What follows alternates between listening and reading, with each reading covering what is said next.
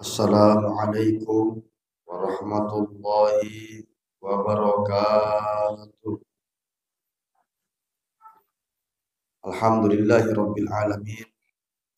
Aqibatul muttaqin. Salatu wassalamu ala rasulina Muhammadin wa ala alihi wa sahbihi ajma'in.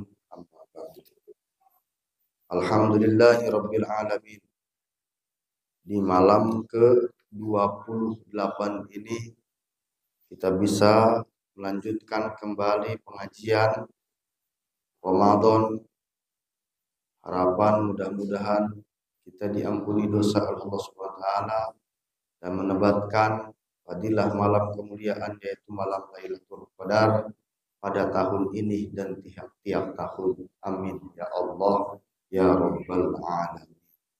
Bismillahirrahmanirrahim. Kemarin kita menjelaskan masalah ada cerita suatu luar biasa.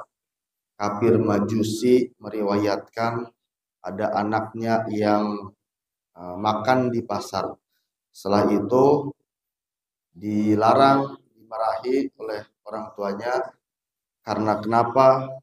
Apakah kamu tidak memuliakan, tidak menghargai orang-orang yang berpuasa pada bulan Ramadan? Singkat cerita, kafir Majusi tersebut meninggal dunia dan akhirnya salah satu alim ulama bermimpi melihatnya ada di singgasana di dalam surga Allah Subhanahu wa taala. Seorang alim tersebut bertanya-tanya dengan bingungnya, apakah dulu kamu seorang Majusi pas waktu di dunia? Betul, saya seorang Majusi di dunia. Tapi sebelum saya meninggal, saya ada sebuah suara bisikan yang memerintah malaikat untuk memasukkan saya ke dalam Islam sehingga saya dimuliakan dan dimasukkan ke dalam surga. Itu semua karena memuliakan, menghormati bulan Ramadan. Luar biasa. Benar-benar di dalam hatinya. Itu seorang kafir Majusi, apalagi kita. Harapan kita seorang muslim lakukan puasa dan segala macamnya, harapan mendapatkan diri Allah Subhanahu wa taala. Bismillahirrahmanirrahim. Diriwayatkan dari Rasulullah sallallahu alaihi wasallam. Rasulullah menghikayatkan, menceritakan firman Allah Subhanahu wa taala, hadis qudsi. Kullu hasanat ya'malu ibnu Adam dhaif. Semua kebaikan yang dilakukan, dikerjakan oleh ibnu Adam, anak Adam, oleh manusia, itu akan dilipat gandakan ganjarannya atau pahalanya oleh Allah. Dimulai dari 10 kali lipat sampai 700 kali lipat. Illa shaum, angin puasa, terkecuali puasa. Kenapa puasa tidak dilipat gandakan? Fa innahu li wa ana ajzi bihi. Karena puasa adalah untukku, kata Allah, dan akulah yang akan membalas ganjaran pahala puasa tersebut. Nah, di sini terjadi ikhtilaf pendapat ulama yang berbeda tentang tafsir firman Allah tersebut. Sedangkan firman Allah yang tadi disebutkan, puasa adalah untukku, kata Allah, dan aku yang akan mengganjarnya. Sedangkan kita tahu semua amal, semuanya amal itu adalah untuk Allah. Lillah. Puasa, zakat, sholat lillahi ta'ala, untuk Allah. Zakat untuk Allah. Haji untuk Allah. Termasuk puasa untuk Allah. Dan yang memang membalas ganjarannya itu tiada lain, hanya Allah Subhanahu wa ta'ala. Makanya hadis qudsi ini perlu penafsiran yang memang ditafsirkan, sehingga ada 7 ikhtilaf pendapat ulama yang menafsirkan berbeda-beda. Yang pertama yaitu puasa, amal puasa itu yaitu amal yang terhindar dari riya, terhindar dari ingin dilihat orang lain. Karena kenapa? Riya itu adanya pada manusia, sedangkan puasa yaitu puasa sirriyah. Puasa yaitu puasa amal ibadah yang rahasia, hanya ada di dalam hati.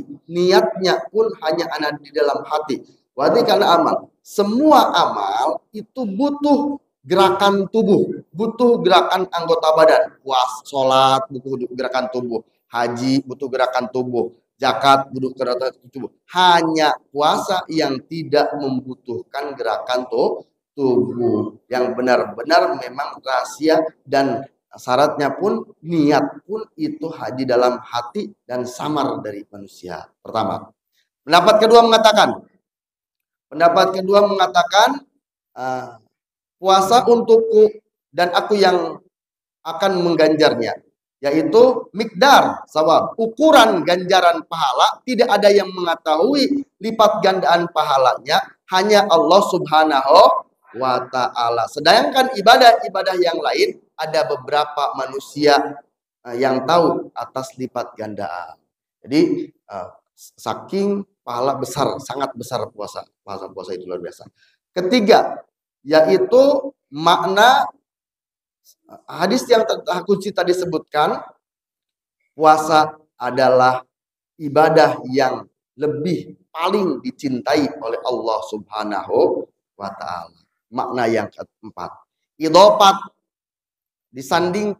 disenderkannya itu puasa kepada Allah Subhanahu wa ta'ala sebagai tasyrif, pemuliaan, dan sebagai tad'if, pelipat gandaan amal, sebagaimana Allah telah mengidopatkan, telah menyandarkan baitun dengan nama Allah Subhanahu wa ta'ala, jadi baitullah, tempat yang sangat mulia. Dan puasa disandarkan, didapatkan kepada Allah Subhanahu wa ta'ala, bukti bentuk kemuliaan dan lipat gandaan amal yang sangat luar biasa. 4. 5. Nomor kelima adalah istighna'an ta'am wa ghairihi minasyahwati min sifati rabbiyah. Nomor kelima adalah puasa itu tidak membutuhkan makan, tidak makan, tidak minum, tidak jima, dan tidak melaksanakan syahwat yang lain. Itu termasuk sifat rububiyah. Itu termasuk sifat ilahiyah, sifat ketuhanan. Falama karusoin, maka ketika orang yang ingin takarrub, mendekatkan diri kepada Allah Subhanahu wa ta'ala, maka harus melaksanakan, menyerupai dengan sifat-sifat Allah Subhanahu wa ta'ala dengan cara mengurangi makan, minum, tidur, jima, dan segalanya. Subhanallah. 6. Yang maknanya betul yang tadi disebutkan, itu dinisbatkan dengan makna kepada malaikat. Karena malaikat kenapa? Malaikat tidak makan, tidak minum, tidak tidur. Jadi orang yang berpuasa itu luar biasa, sangat mulia. 7. Ibadatu fiha. Nomor ke-7 yaitu semua ibadah itu dikurangi amalnya karena kezaliman dirinya, terkecuali ibadah puasa. Jadi alhasil 7 pendapat ulama mengatakan pahala puasa yang sangat luar biasa, dan intinya, akhirnya, natijahnya, intisarinya sepakat ulama ala annal muradu bisaumil, sesungguhnya yang dimaksud dengan puasa adalah untukku dan aku yang membalas ganjaran puasa, yaitu orang-orang yang berpuasa yang selamat, yang bersih dari melakukan maksiat, baik secara ucapan atau secara pekerjaan. Jadi ganjaran puasa yang kita jelaskan luar biasa. Kalau memang itu terjadi, dahsyat, sangat luar biasa. Tapi syarat, puasanya harus dibersihkan dari maksiat, baik ucapan atau tindakan. Luar biasa gitu. Jadi orang STMJ puasa ongkoh maksiat jalan terus ya gitu ya. Nah, tapi mudah-mudahan Allah Subhanahu wa ta'ala menjaga kita, bukan hanya puasa di lisan, bukan hanya puasa perut, tapi puasa semua anggota badan, sehingga menjauhkan kita dari perbuatan maksiat. Amin ya Allah ya Rabbal alamin. Karena khawatir, ada hadis mengatakan tidak sedikit orang yang berpuasa tidak mendapatkan apa-apa kecuali lapar dan haus. Ada banyak sekali orang yang berpuasa tidak dapat pahala, tidak dapat apa-apa, hanya mendapat lapar dan haus. Kita harapan dengan cara sedikitkan maksiat, dipersedikitkan makan, minum, tidur, dan segala macamnya, harapan mendapatkan ketenangan diri, ridho dari Allah Subhanahu wa ta'ala. Amin ya Allah ya Rabbal alamin. Bismillahirrahmanirrahim. Pahala ganjaran taraweh malam kah seberapa? 28. Yarfa'ullahu lahu alfa darajatin fil jannah. Allah akan mengangkat 1000 derajat di surga bagi orang yang taraweh, melakukan taraweh di malam ke 28.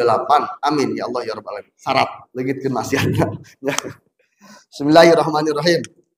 Allahumma wafir hadzi fihi minan nawafili wa akrimni fihi bi ihdaril masaili wa qarrib fihi wasilati ilaika min baini al wasaili ya man la yashghuluhu ilhahu al mulihina bi rahmatika ya arhamar rahimin.